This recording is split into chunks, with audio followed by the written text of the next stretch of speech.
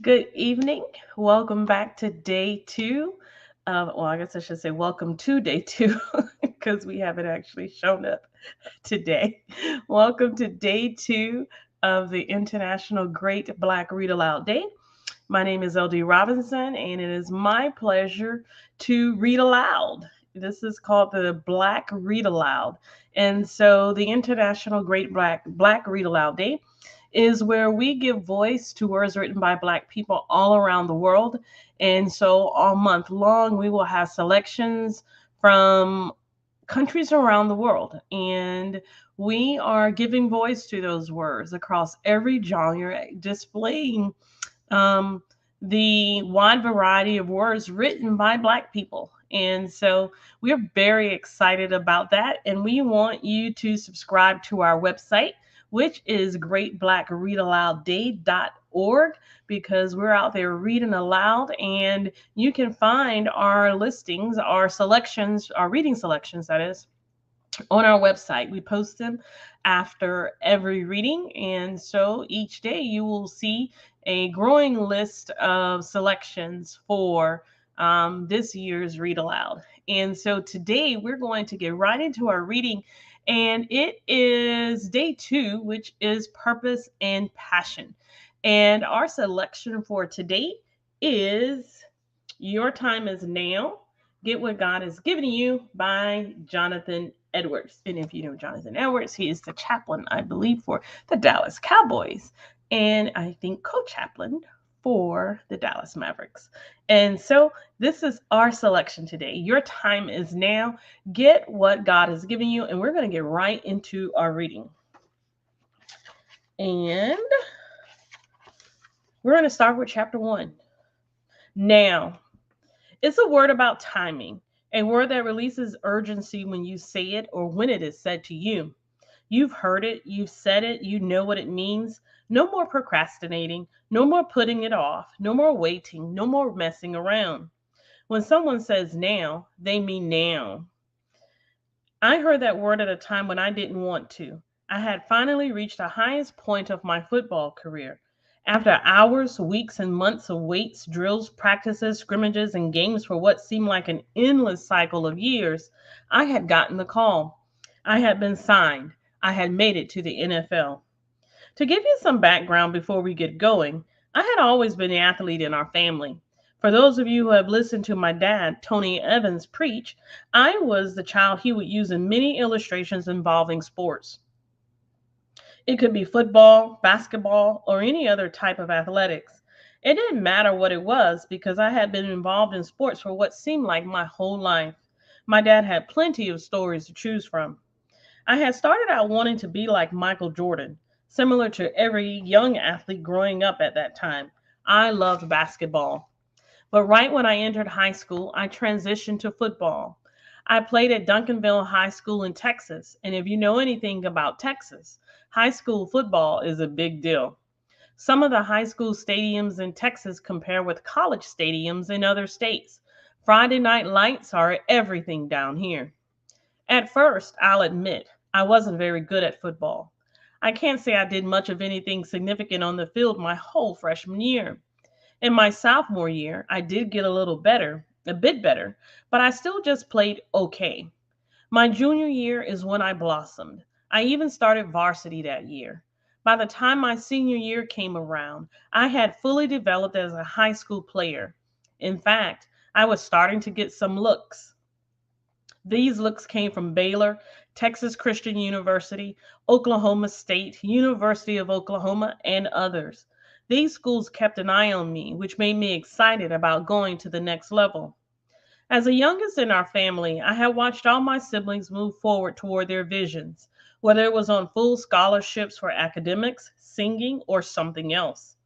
I knew I could follow suit with a full scholarship as well.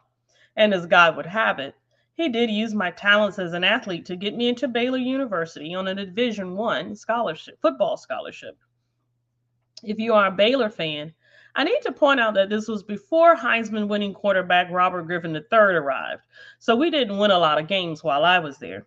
I like to say that we were laying the foundation for the greatness to come.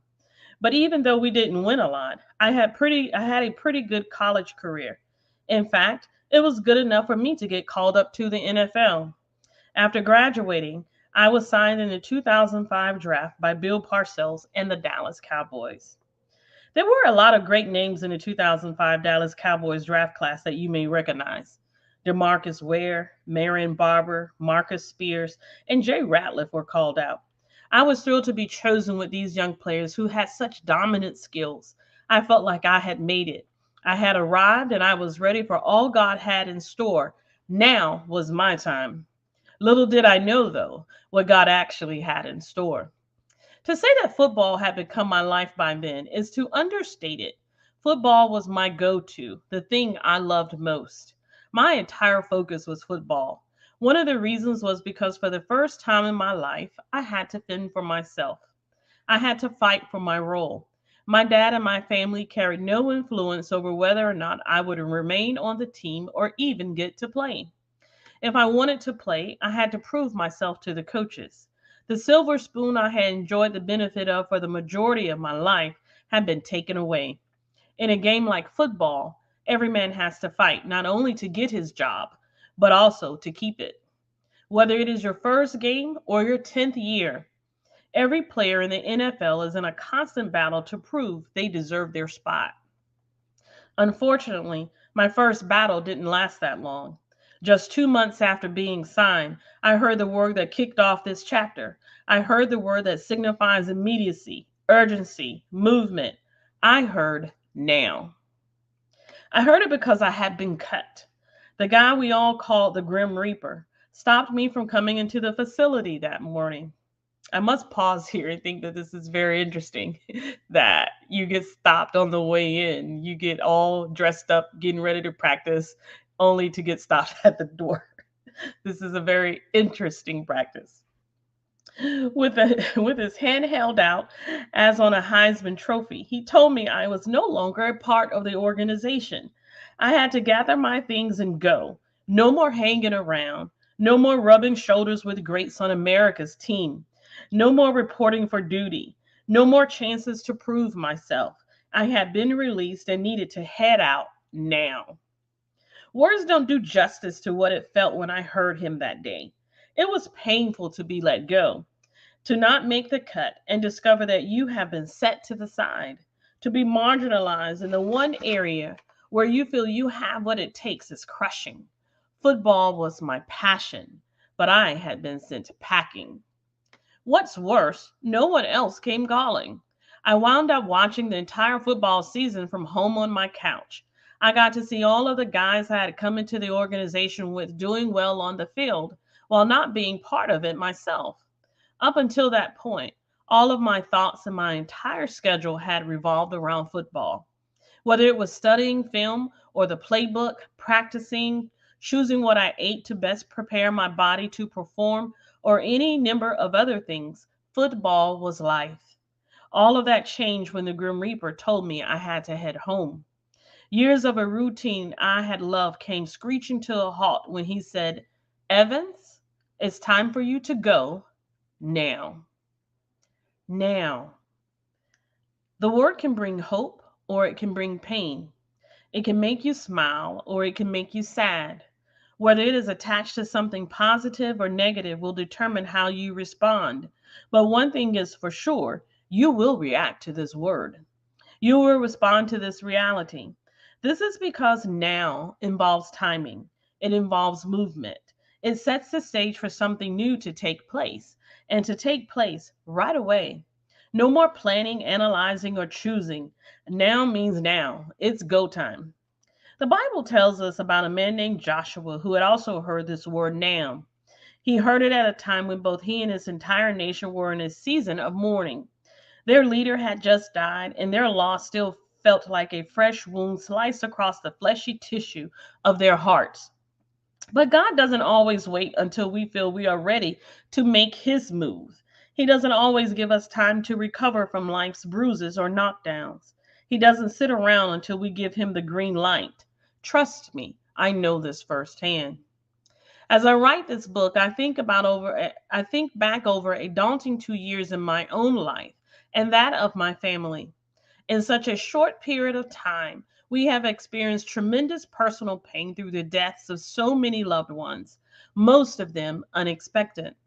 I lost my cousin, two uncles, my aunt, my grandfather, and my mom, all within a short span of time. Yet while I was struggling to catch my breath under the weight of these compounding waves of grief, God didn't stop or let life pause. He kept putting things in front of me that I was to do for Him, for my family, my kids, our church, the national ministry, and more. When God wants to do something immediately, He does it right then. He doesn't ask for our opinion or input on the decision. We see the same thing take place with Joshua. We read about it in Joshua chapter 1, verses 1 through 2. Emphasis added. Now it came about after the death of Moses, the servant of the Lord, that the Lord spoke to Joshua the son of Nun, Moses' servant, saying, Moses, my servant is dead. Now, therefore, arise, cross this Jordan, you and all this people, to the land which I am giving to them, to the sons of Israel. The word now shows up in this passage twice. In fact, the book of Joshua begins with it. Now is a current word. It's a term about timing. Using the word now indicates to Joshua that even though so much change has already taken place, more is on the horizon. The word now is also a reminder to Joshua that he can no longer ride the coattails of his mentor. He can no longer piggyback on Moses' relationship with God. After all, it had been Moses who had received the Ten Commandments. It was Moses who had talked to God as a friend. It had been Moses who glowed from God's presence while Joshua stood by looking on with the rest of the people in the tribes. Moses had been the man. But as the book of Joshua begins, we are reminded right away that Moses is no longer around. He had done his part, and it was time for someone new. It was time for a change of strategy and an adjustment of plans. It was Joshua's turn to lead now. He was to have his own relationship with God as he moved to a whole new level of impact in his land. How you respond is up to you. If you've read about Joshua at all, you know that he had spent his whole career up to that point playing behind Moses. He did so because that was the role he was asked to fulfill. If Moses told Joshua to go down as Moses went up, Joshua went down. If Moses told him to wait, he waited. If Moses told Joshua to fight in the valley, he fought in the valley. Moses was the servant of the Lord, while Joshua was the servant of Moses. During that decades long season of development, Moses had been the one to speak to God, heard from God. Moses had been the one who spoke to God, heard from God, and spoke from God. Everything revolved around Moses, while Joshua at times just carried Moses' stuff. But we see in the first two verses of the book named after him, the time had come for Joshua to take on a whole new role. That's because Moses had died, and it was Joshua's turn to assume the mantle of leadership over the Israelites. He had put in his time, gotten the call, and made the cut. Now everything was about to change for Joshua. Now was his time. Much of the success or failure people experience in life is due to their ability or inability to respond when life changes as quickly as it did for Joshua. A person's capacity to adapt when necessary will determine his or her ability to achieve their goals in life. It shows up in a willingness to embrace the now moments in a way that propels you forward rather than remain stuck in a routine or role you have held for so long because you have gotten used to it.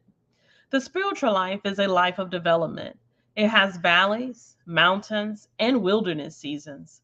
Like sports, it has changes in the coaching staff, equipment personnel, or even on the roster itself. But as we grow and develop, we reach that point along the way when God is calling each of us to a new level of engagement. This is the time when we can no longer ride the coattails of those who have gone before us.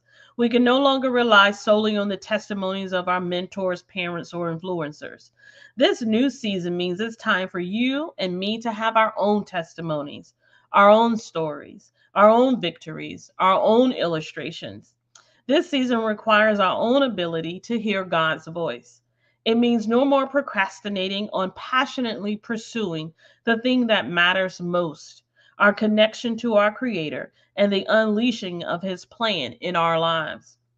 As you grow, it's not okay to sit on the sidelines of your faith while you watch other people take the field. Things may not look like you thought they would for you, but you still have a part to play and a role to fulfill. This is true even if it isn't the role you once thought you would be living out.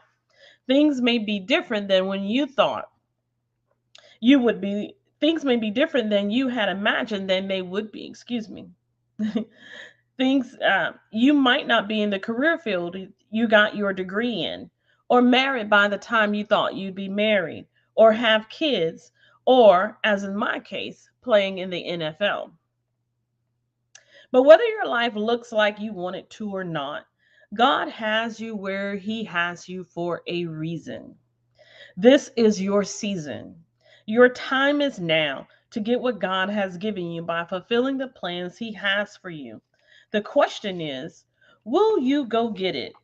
Or will you instead be content to keep sulking on the sofa, strategizing a way to go after that which will never satisfy at all? Or rather, will you procrastinate on your relationship with God and the purposes He has for you while life's game clock continues to count down? And we're going to um, pop over to this part and we'll end. Too many of us have become content watching everyone else pursue their passions and live out their purposes. We say we want to pursue our own, but we feel that it's safer to stay behind the screen and just watch others do it. We've become too afraid to try, or too wounded from past pain, too timid, too cynical, too stuck. God knows this. That's why sometimes, as in the case of Joshua, something significant has to die in your life for you to come to an awareness that it's time for you to move. It was after the death of Moses that the Lord spoke to Joshua. It was after the removal of the person Joshua spent his whole life serving that he was able to hear from God. So that produces some questions. One, what in your life has to die for you to hear God's voice? Two, what in your life needs to be laid to rest in order for you to have a greater experience of God? Three, what is it that is keeping you from living out the full expression of your reason for being on this earth? And four, what needs to be set aside in order for there to be a vacancy for God to step in? This is our selection today for Passion and Purpose, Day 2. Our selection is Your Time Is Now by Jonathan Evans. And we are very excited about all the reading that we will do this month here at the Great Black Read, the International Great Black Read Aloud Day. And we want to remind you of all that we are doing and this month. And tomorrow we are having our day 3 of the International Great Black Read Aloud Day. And day 3 tomorrow will be sports.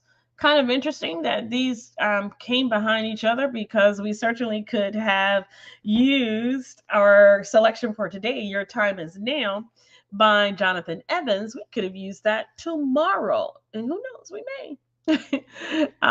We are so excited about reading aloud and giving voice to words written by Black people all around the world. And so we will certainly keep reading, and we'll see you tomorrow for day 3 on sports. Before we go, we want to remind you that we partner with Fresh Book Festival, and we are excited about what is coming up, and that is Fresh Book Festival will be in Daytona Beach. It will be February the 3rd, and I'm sorry, February 23rd through the 25th in Daytona Beach, and it is called a Reading Revolution. This year's theme is a reading revolution. Let's turn the world upside down through reading. And we want to invite you to get your tickets right now. Now is the time to buy your tickets freshbookfestivals.net. You are able to get your tickets there, and we will commence to seeing you at Fresh Book Festival. We want to tell you that we will be live at Fresh Book Festival this year, and we will be reading live from Fresh Book Festival, February 23rd. I'm sorry, the 24th and 25th in Daytona Beach in Midtown. We will have various selections throughout the day, and I think we're going to get some of our authors, some of the almost 50 authors that will be there. Perhaps we will get them to read aloud while they are there, because it is the Black Read Aloud, and we will be right in the perfect timing of our partnership with Fresh Book Festivals. So, my name is LD Robinson, and it has been my pleasure to share with you on this day 2, Purpose and Passion, to share with you our selection, Your Time Is Now, by Jonathan Evans. And we'll see you tomorrow for another Read Aloud. Bye bye.